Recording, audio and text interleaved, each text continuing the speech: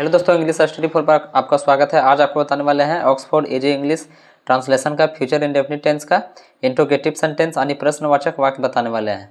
तो ऑक्सफोर्ड एजी English translation का future indefinite tense बताएंगे, इंट्रोगेटिव सेंटेंस यानी प्रश्नवाचक वाक्य।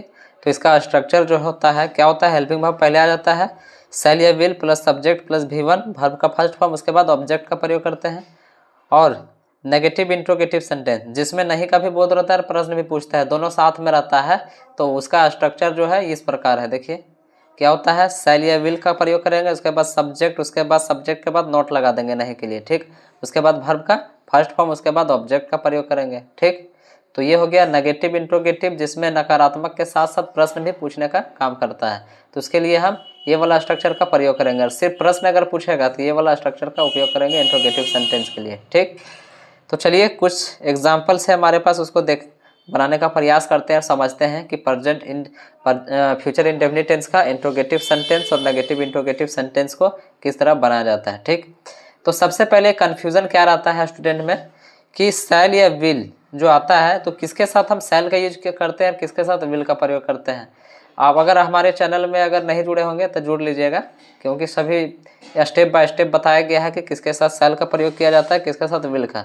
फिर भी थोड़ा सा बता दे रहे हैं। देखिए आई और वी रहेगा हमारा सब्जेक्ट, आई या वी रहेगा तो उसके साथ हम शैल का यूज करेंगे, ठीक। और यदि हमारा subject he see it you they and कोई भी व्यक्ति का नाम रहे तो उसके साथ हम विल का प्रयोग करेंगे।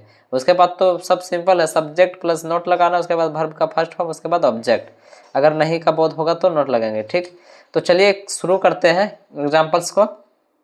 देखिए फर्स्ट एग्जाम्पल क्या है कि क्या मैं गाऊंगा, है ना। देखिए क्या मैं गाऊंगा, प्रश्न पूछने का काम कर रहा है। तो इसमें क्या मैं गाऊंगा मतलब सिर्फ इंट्रोगेटिव सेंटेंस है, सिर्फ प्रश्न पूछ रहा है, नहीं का बोध नहीं हुआ है, ठीक। तो नहीं हुआ है तो कौन सा स्ट्रक्चर का इस्तेमाल करेंगे, तो ये वाला स्ट्रक्चर का इस्तेमाल करेंगे, शैल या will plus subject plus verb का फर्स्ट फॉर्म, उसके बाद ऑब्जेक्ट का, ठीक। तो देखिए मैं क्या होता है, सब्जेक्ट है। अब यहाँ देखिए मैं का इंग्लिश क्या होता है, आई, और आई के साथ क्या लगा है, शैल लगाता है। तो शैल पहले आ जाएगा, शैल, उसके बाद सब्जेक्ट आई, उसके बाद देखिए क्योंकि ये इंट्रोगेटिव सेंटेंस है ना, सिंपल इंट्रोगेटिव सेंटेंस है, सिर्फ प्रश्न पूछ रहा है, नहीं का बोध नहीं हुआ है तो नोट नहीं लगाएंगे। तो ये वाला स्ट्रक्चर नहीं है, ये वाला स्ट्रक्चर का यूज करेंगे। तो शैल या will plus subject plus verb का फर्स्ट फॉर्म, उसके बाद ऑब्जेक्ट। तो देखिए आई के सब्जेक्ट जो है आई है, और आई के साथ क्या लगता है, शैल का यूज किया जाता है ना। तो शैल का यूज करते हैं, उसके बाद वर्ब का फर्स्ट फॉर्म। तो वर्ब यहाँ क्या है, देखिए गाने का काम हो रहा है, क्या हो रहा है, गाने का काम। और गाने को इंग्लिश में क्या बोलते हैं, सिंग, और सिंग का फर्स्ट फॉर्म सिंग ही होता है, ठीक। प्रश्नवाचक चिन्ह है तो प्रश्नवाचक चिन्ह लगा देंगे। तो शैल आई सिंग मतलब क्या मैं गाऊंगा, ये इसका सेंटेंस हो गया, ठीक। उसी तरह देखिए सेकेंड नंबर क्या है कि क्या तुम खाओगे, क्या तुम खाओगे। तो यहाँ भी देखिए इंट्रोगेटिव सेंटेंस है, नहीं का बोध नहीं हुआ है, सिर्फ इंट्रोगेटिव प्रश्न पूछने का काम कर रहा है। तो ये वाला फर्स्ट वाले स्ट्रक्चर का उपयोग करेंगे, ठीक ना, ये वाला। तो सबसे पहले शैल या विल है, उसके बाद सब्जेक्ट, उसके बाद वर्ब का फर्स्ट फॉर्म, उसके बाद ऑब्जेक्ट। तो देखिए क्या है, सब्जेक्ट यू, और यू के साथ क्या लगता है, देखिए यू के साथ हेल्पिंग वर्ब क्या लगेगा, विल का प्रयोग करेंगे, विल।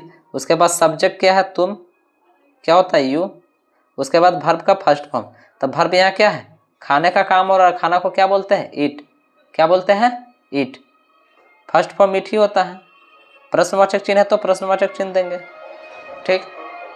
तो ये जो है स्ट्रक्चर जो है वो क्या होता है, शैल या will plus subject plus verb का फर्स्ट फॉर्म, उसके बाद ऑब्जेक्ट।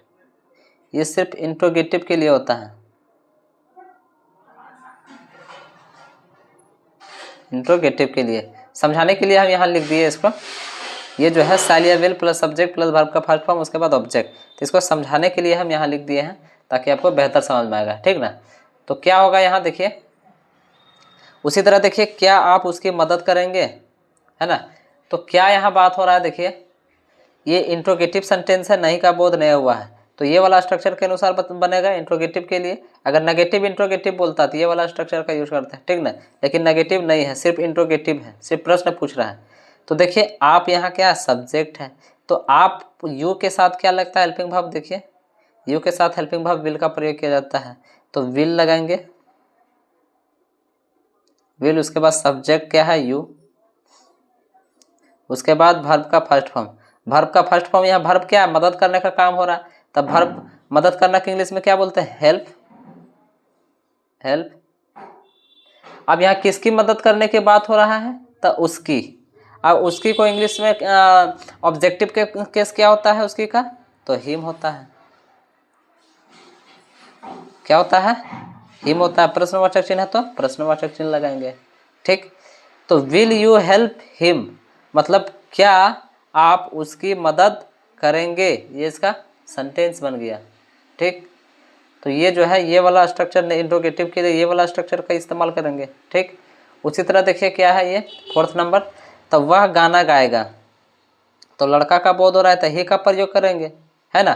तो देखिए ही के साथ क्या प्रयोग किया जाता है, ही के साथ देखिए विल का, तो विल हो जाएगा, ये इंट्रोगेटिव है, सिर्फ प्रश्न पूछ रहा है ना, तो ये वाला स्ट्रक्चर का इस्तेमाल करेंगे, तो विल का प्रयोग कर दिया, उसके बाद सब्जेक्ट क्या है ही, उसके बाद वर्ब का फर्स्ट फॉर्म, तो वर्ब यहाँ क्या है, गाना गाएगा, और गाएगा को इंग्लिश में क्या बोलते हैं, सिंग, सिंग,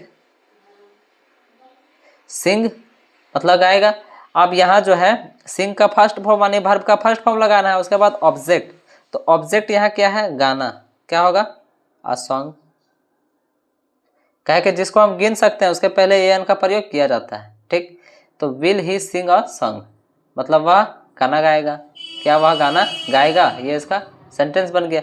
उसी तरह देखिए क्या 5 नंबर, कि क्या वह मुझे शहद देगी, देगी यानी लड़की का बोध हो रहा है, तो वह के लिए हम सी का इस्तेमाल करेंगे, किसका इस्तेमाल करेंगे, सी का।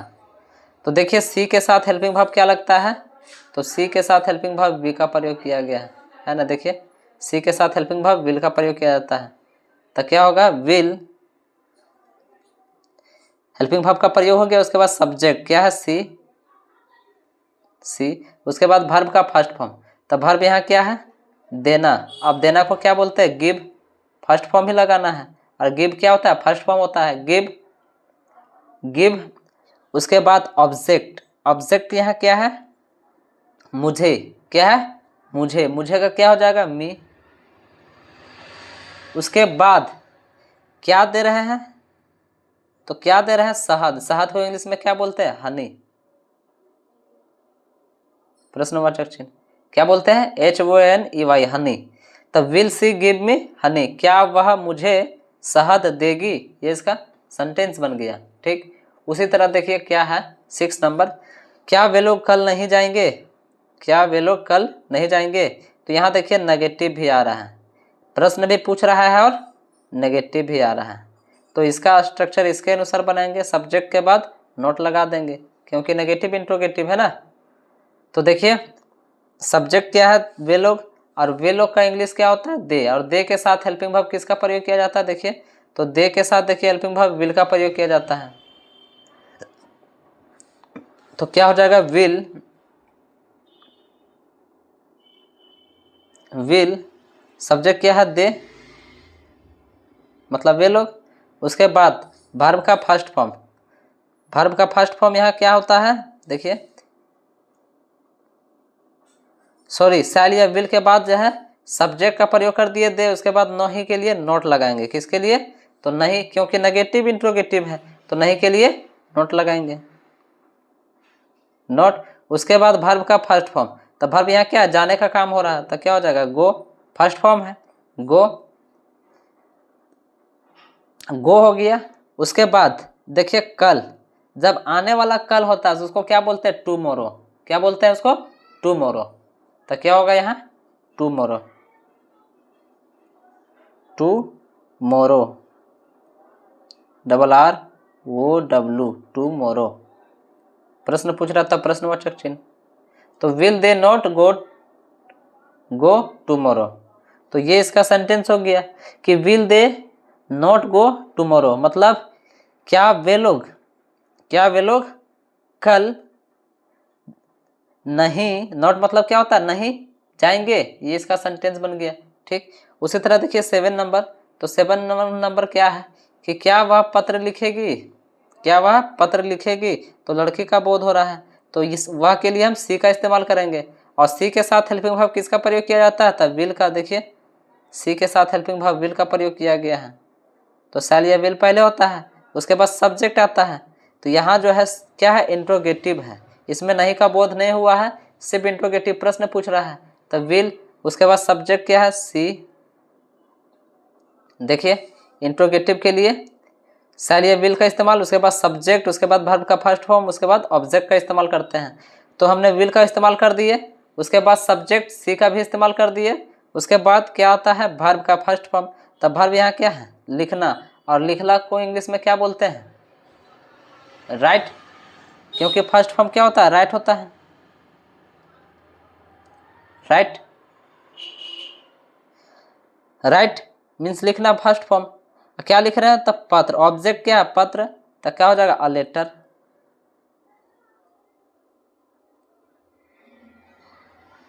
लेटर, LETTER, लेटर, प्रश्नवाचक चिन्ह है तो प्रश्नवाचक चिन्ह, ठीक। तो will see write a letter, क्या वह पत्र लिखेगी, ये इसका सेंटेंस बन गया। उसी तरह देखिए, क्या तुम्हारे पिताजी आज नहीं पढ़ाएंगे, क्या बात हो रहा है, क्या तुम्हारे पिताजी आज नहीं पढ़ाएंगे, ये इसका सेंटेंस है। तो देखिए सबसे पहले क्या होगा, शैल या विल का इस्तेमाल करेंगे, क्योंकि नहीं भी नेगेटिव इंट्रोगेटिव है ना।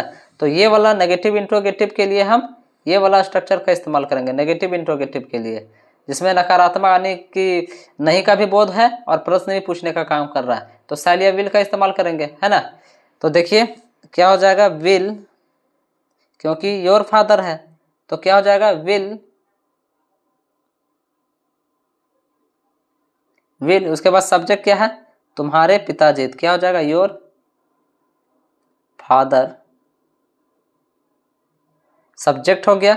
उसके बाद सब्जेक्ट के बाद देखिए क्या लगाना है, नोट का प्रयोग करना है। क्या प्रयोग करना है, नोट का। क्यों प्रयोग करेंगे, तो नहीं के लिए जो है सर नोट का इस्तेमाल करते हैं। तो देखिए नहीं भी है तो नहीं के लिए हम नोट लगाएंगे,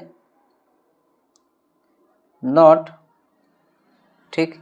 ये फादर के बाद यहाँ नोट लिख दिए क्योंकि स्पेस उधर नहीं था। उसके बाद आता है वर्ब का फर्स्ट फॉर्म। तो वर्ब यहाँ क्या है, पढ़ाने का काम हो रहा है। अब पढ़ाना को इंग्लिश में क्या बोलते हैं, रीड, सॉरी टीच, क्या बोलते हैं, टीच बोलते हैं। टीच मीन्स पढ़ाना होता है, टीच। उसके बाद वर्ब का फर्स्ट फॉर्म हो गया, उसके बाद ऑब्जेक्ट। तो ऑब्जेक्ट यहाँ क्या है, नहीं दिया हुआ, ऑब्जेक्ट यहाँ नहीं दिया हुआ है, तो सिर्फ क्या है, आज। आज का क्या होता है, टुडे, प्रश्नवाचक चिन्ह है तो प्रश्नवाचक चिन्ह। विल योर फादर, क्या है, your, will your father not teach today, मतलब क्या तुम्हारे पिताजी आज नहीं पढ़ाएंगे, ये इसका सेंटेंस बन गया। Will your father not teach today, ये इसका सेंटेंस बन गया। तो आई होप कि ये वीडियो आप लोगों को पसंद आया होगा, और पसंद आया होगा तो एक लाइक, कमेंट और शेयर ज़रूर करें। और हमारे चैनल पर न होंगे तो हमारे चैनल इंग्लिश स्टडी 4 को सब्सक्राइब ज़रूर करें। तब तक के लिए जय हिंद, मिलते हैं नेक्स्ट वीडियो में, धन्यवाद।